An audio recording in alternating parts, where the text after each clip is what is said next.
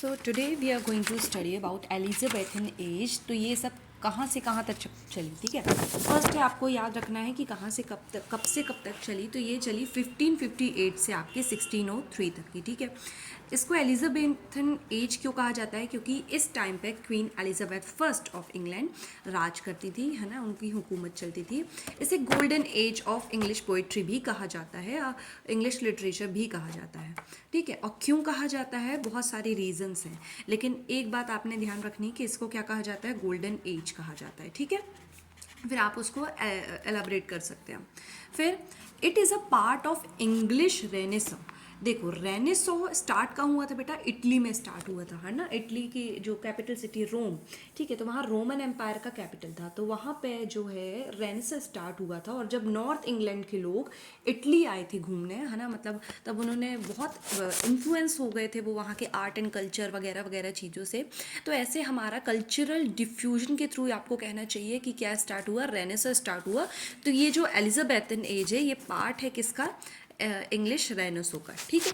फिर English language grew moving from. अब देखो, हम गोल्डन एज क्यों कह रहे हैं? क्योंकि ना इंग्लिश लिटरेचर की गोल्डन एज क्यों कह रहे हैं? क्योंकि एक इंग्लिश लैंग्वेज भी यहाँ पे एक क्या कहना चाहिए आपको, शेप ले रही थी, ठीक है। एक जर्मैनिक टंग, रफ जर्मैनिक टंग से एक सोफिस्टिकेटेड लिटरेरी टूल बन रही थी। समझ में आ रही है आपको बात, है ना। फिर पोइट्री जो है हाईली पॉपुलर हुई रॉयल कोर्ट्स में और एजुकेटेड पीपल में, ठीक है। तो ये तो हमने कुछ जान लिया इंट्रोडक्शन टाइप का। अभी हम स्टार्ट करते हैं आगे हमारा, ठीक है। स्टार्ट कैसे हुआ बेटे? स्टार्ट हुआ आपका रेनेसो से, ठीक है। रेनेसा हम कहते हैं पुनर्जागरण हिंदी में, ठीक है। पुनर्जागरण मतलब आप कभी सोए हुए थे अभी तक के, अब पहले आप जागे हुए थे, फिर आप बीच में सो गए थे और आप फिर जाग रहे हैं। ये हम कैसे कहते हैं? डार्क एजेस को कहते हैं। जब हम रोमन एम्पायर, ग्रीक एम्पायर की बात करते हैं, तो हम देखते हैं कि उन लोगों के पास पहले बहुत नॉलेज थी, बहुत ही ज़्यादा लर्निंग थी, उन लोग आगे थे। फिर आई डार्क एज, है ना, जिसमें आप क्रिश्चियनिटी को आगे रख लिया, आपने रिलीजन को आगे रख लिया और साइंस एंड लर्निंग को आपने पीछे छोड़ दिया। फिर ये रेनेसो में क्या हुआ कि रीबर्थ हुआ ऑफ क्लासिकल ग्रीक और रोमन नॉलेज का, ठीक है। और ये इंग्लैंड में पहुंची, है ना। स्टार्ट कहाँ से हुई थी बेटा? इटली से स्टार्ट हुई थी, लेकिन पहुंची कहाँ? आपके इंग्लैंड में पहुंची, क्योंकि इंग्लैंड के लोग वहाँ से गए, है ना, रोम गए घूमने घूमने, तो उन लोग बहुत इन्फ्लुएंस हुए, बहुत इम्प्रेस हुए वहाँ की लर्निंग से, आर्ट से। समझ में आ रही है आपको बात? तो आपको ये रेनेसो वाला पार्ट नहीं भूलना है, ठीक है। अब क्योंकि यहाँ पे रेनेसांस जो है आपको कहाँ से पहुँचा था? आपका इटली से पहुँचा था, तो आपके जो यहाँ लिटरेचर होएगा आपका इंग्लिश लिटरेचर, वो इन्फ्लुएंस होएगा बाय इटालियन लिटरेचर, ठीक है। इटालियन लिटरेचर का हम एग्जांपल देते हैं, पेट्रार्कन जो सोनेट्स है, पेट्रार्क ने जो चालू किए थे, वो इटली के थे, तो वह इंग्लिश सोनेट बन गए, है ना। तो आपको ये इटालियन इन्फ्लुएंस भी आप इसमें एक पार्ट लिख सकते हैं। देन नेशनलिज्म, देखो, स्पेनिश अर्मेडा जो है, स्पेन वर्सेस इंग्लैंड की लड़ाई हुई थी, ठीक है। तो उसमें स्पेन हार गया, इंग्लैंड जीत गया। तब इंग्लैंड के पास बहुत बड़ी आर्मी भी नहीं हुआ करती थी और स्पेन एक बहुत बड़ी पावर हुआ करता था। लेकिन इतनी बड़ी पावर से जीतने के बाद एक नेशनल प्राइड का सेंस आया था लोगों के अंदर, ठीक है। रेनेसो से क्या हुआ? देखो, लोगों के अंदर क्रिएटिव पावर बढ़ी, क्रिएशन करने की जो है इच्छा बढ़ी, है ना, नई नई चीज़ें सीखने की इच्छा बढ़ी। और नेशनलिज्म से क्या हुआ? राइटर्स जो हैं प्रूव करना चाहते थे कि इंग्लिश लैंग्वेज भी उतनी ही नोबल और म्यूजिकल है जितनी इटालियन और लैटिन लैंग्वेज है। तो ये प्रूव करना, ये एक प्राइड लेना अपनी चीज़ में, ये भी स्टार्ट हुआ नेशनलिज्म से आपके, ठीक है। और देखो, प्रिंटिंग प्रेस के इन्वेंशन से क्या हुआ कि जो पहले जो मतलब कहना चाहिए आपको पढ़ाई लिखाई की चीज़ें थी, है ना, वो सिर्फ चर्चेस में पाई जाती थी। जैसे हमारे इंडिया में हमारी चीज़ें मोनेस्ट्रीज या फिर टेम्पल्स में पाई जाती थी, है ना, पहले चर्चेस में ये सब पाई जाती थी। और तो और जो लिखते थे वो भी क्या होते थे? या तो प्रीस्ट होते थे, है ना, पंडित, मतलब फादर्स होते थे, क्लर्जी वगैरह होते थे, तो ये सब लिखते थे। लेकिन प्रिंटिंग प्रेस ने क्या किया?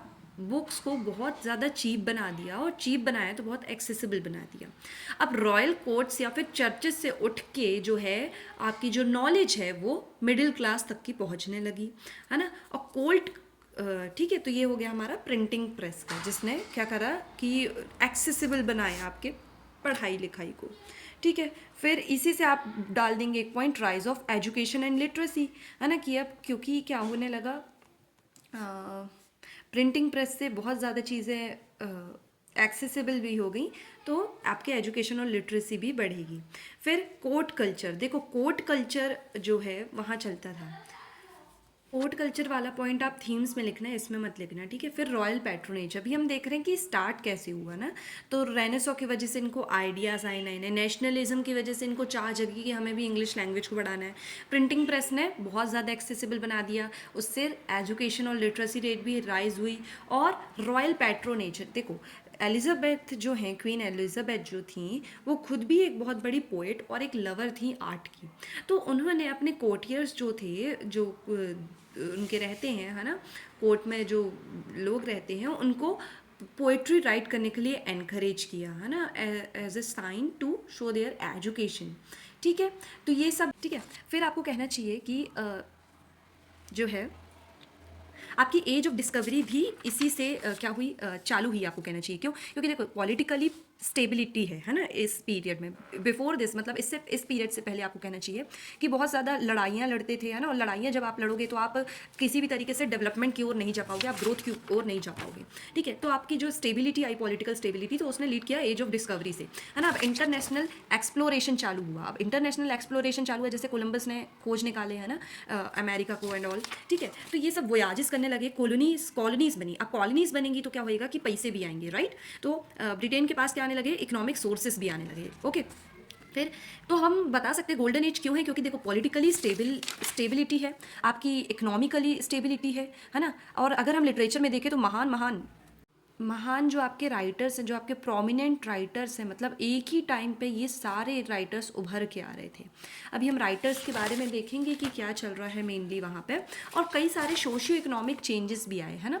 कि अब देखो राइटिंग जो है, राइटिंग को अभी हम देखेंगे, ठीक है, ये आगे, अभी रुक जाओ। अच्छा, मेन बात आप सोशो इकोनॉमिक चेंजेस में देखो कि लोग अब ना वो नहीं रह रहे थे, मतलब कि धर्म के रास्तों ने उन्हें अंधा नहीं बनाए रखा था, है ना। अब लोग नई डिस्कवरी कर रहे थे, उन लोग नई चीज़ें चाह रहे थे कि जानना, इसलिए हम कहना चाहिए कि गोल्डन एज थी ये, ठीक है। अब हम मेजरली पोएट्री और लिटरेचर के सेक्शन को देखते हैं कि अब इसमें क्या हो रहा था ना। ये तो अभी हमने सोशो पॉलिटिकल चीज़ों की बात कर ली जो आपके आंसर को इनरिच करेगी, ठीक है। क्योंकि मेनली आपको क्या देखना है, आपको देखना है लिटरेचर, और उसमें भी आपको देखना है पोएट्री, तो आपको मेन फोकस उसमें ही रहना चाहिए, ठीक है। देखो लिटरेचर में क्या हुआ कि जो मेजर पोएट्स थे, है ना, वो आपके यूनिवर्सिटी विट्स आने लगे। अब यूनिवर्सिटी विट्स मतलब मेनली दो यूनिवर्सिटी से जो है, ऑक्सफोर्ड और कैम्ब्रिज यूनिवर्सिटी से है ना, राइटर्स आने लगे, ठीक है। यूनिवर्सिटी विट्स जिन्हें कहा जाता है, इन लोग बहुत रिच फैमिली से थे, तो इन लोग उस टाइम में कर पाते थे अफोर्ड एजुकेशन लेना। अच्छा, एक बात और कि आपके शेक्सपियर किसी भी यूनिवर्सिटी से नहीं थे, है ना, ऑक्सफोर्ड या फिर कैम्ब्रिज से, ठीक है। तो इसमें 3 राइटर्स हैं, मेनली 6 राइटर्स हैं जिन्हें हम यूनिवर्सिटी विट्स मानते हैं। अच्छा, इससे पहले ना राइटिंग को एज अ करियर नहीं देखा जाता था, लोग और कुछ भी होते थे और राइटर भी होते थे, लेकिन इन्होंने एक ट्रेंड चालू किया एज राइटिंग एज करियर, है ना, कि राइटिंग को इन्होंने करियर के रूप में माना। तो आपको पता चल रहा है कि अब यहाँ लिटरेचर को इंपॉर्टेंस दी जा रही है ना, इंपॉर्टेंस टू लिटरेचर, आप ऐसे सिग्निफिकेंस इसका मान सकते हैं आप, ठीक है। फिर मेनली इस टाइम में क्या होता था, ड्रामास और पोएट्रीज चलती थी। अभी हम पोएट्रीज के टाइप्स भी देखेंगे, लेकिन आप देखें कि यहाँ ड्रामास और पोएट्री है, बाकी नोवेल वगैरह नहीं है अभी, है ना, ठीक है। तो अभी हमें ड्रामा की बात तो करनी नहीं है, बाकी ये जो ड्रामा में है प्रोमिनेंट, ये यूनिवर्सिटी विट्स हुआ करते थे।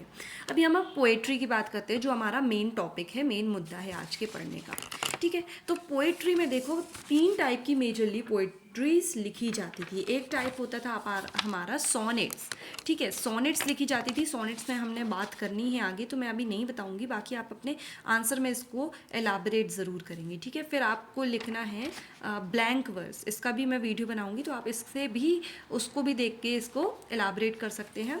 सोनेट हो गई, ब्लैंक वर्स हो गई आपकी, और आपकी आ जाएंगी पेस्टोरल पोएट्रीज और लिरिक पोएट्रीज, ठीक है। लिरिक पोएट्रीज ब्लैंक वर्स में लिखने का एक फॉर्म है, ये पोएट्री का फॉर्म नहीं है, लेकिन एक लिखने का फॉर्म है।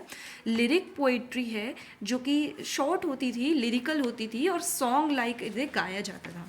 और पेस्टोरल पोएट्री मतलब कि ये ऐसी पोएट्रीज होती थी जो कि शेफर्ड लाइफ को या फिर रूरल लाइफ को एक आइडियलाइज्ड रूप में देखा करती थी, ठीक है। इसे हम पेस्टोरल पोएट्री कहते हैं, ठीक है।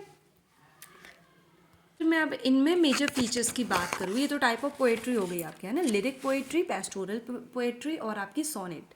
तो इसमें क्या है मेजर फीचर्स, सबसे ज़्यादा फेमस थी आपकी, मोस्ट फेमस, मोस्ट पॉपुलर थे आपके सोनेट्स। ठीक है, अब सोनेट का स्ट्रक्चर आप बता देंगे, है ना। अभी हम सेंट्रल थीम्स की बात करेंगे, लेकिन लव जो थी आपका सेंट्रल थीम था। ठीक है, अच्छा, क्लासिकल रेफरेंसेस का बहुत यहाँ पे यूज़ किया जाता था, because they were influenced by classical और इटालियन, ठीक है, लिटरेचर।